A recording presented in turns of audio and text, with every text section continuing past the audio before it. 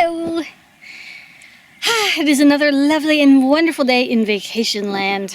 That is what we're calling it. Welcome to How to Grow Garden. I'm Scarlett. Today, amongst a whole heap of crazy other things, I am moving the sod. So let's go over there and I'll show you what I'm doing. Actually, we can start here. Do you see this path? This path, I believe, is 1.20 meters. I like doing my paths at about 1.20 meters. And it's got a lovely curve. If I move forward, see it goes all the way over there. And then down to the gate. So that is the gate that we actually come and go in on the south garden. So let's come this way.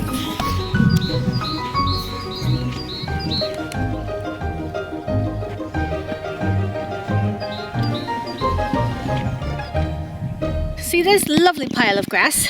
So what I'm doing is I'm taking this grass in the wheelbarrow and lugging it across the garden back to where I just was. And I've simply laid it out one piece after another like a jigsaw puzzle. I want to make sure that this is a straight line. So here where it's a little bumpy, I'm going to pull that down. And that's really the most important part, is to make sure that the outer line is going to be perfectly straight. And then if I have gaps in here, I'll take something like this and just fill in the gaps so that later it's all going to be nice and smooth. And the seams essentially are all filled in. Now, it'll look a little weird for the first few weeks, really. But as soon as the grass takes again, I'll have no problem. Now, we're in April, and here, April showers brings May flowers, right? So we're going to get a lot of rain. So I'm not going to worry at all about watering this or doing anything other than laying it out exactly as I want it to be. And hopefully I'll have enough sod that I can go all the way around the corner behind me back here, and then I'll be able to put a little chair. I want like a little love chair back here under these bushes. I think it'll be a really nice place to look out at the nursery with all the trees and still have a little more privacy because you're behind these bushes, but between the two gardens.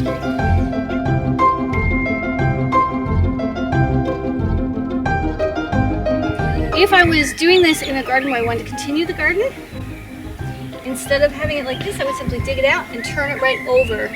And then, you'd have all that soil on top. So you don't have to worry about the grass coming through the big pile of soil. You just need to turn that over. And the reason why you do that and you don't just throw your sod away with all the soil that it's connected to is because, especially if it's a new garden where you've never put anything into it, the best part of the soil is going to be at the closest to the top. So immediately under the sod, and by that I mean what the sod is in, is going to be the most fertile soil that you have. Which makes sense, really, because that's where the water comes down with the nitrogen in the rain.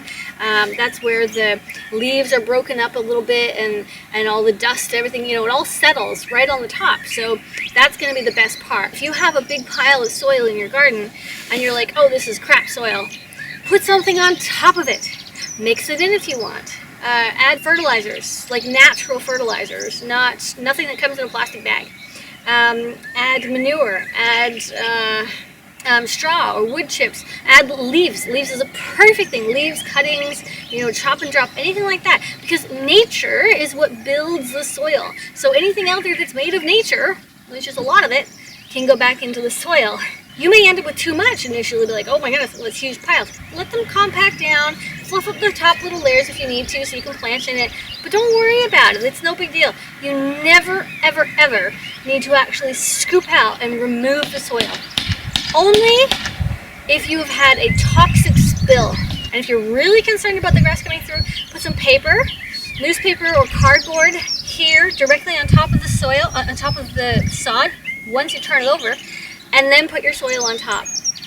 Whatever you do, make sure you shake it off, because all that good stuff, that is what you want to grow in if you're not interested in going out and spending a ton of money on soil that comes in plastic bags.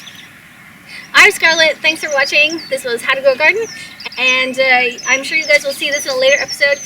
It'll be in the background somewhere. In fact, you can see this very spot if you go back and watch my comfrey versus foxglove video. This section right here is where there was a really big compost bin, and it was just a gigantic mess. The comfrey was huge. Foxglove is completely gone now. It was a disaster, but it's all been cleaned up, and as the year goes on, it's going to be really pretty. I'm Scarlett. Thanks for watching, and I'll see you in the next episode. Toodaloo!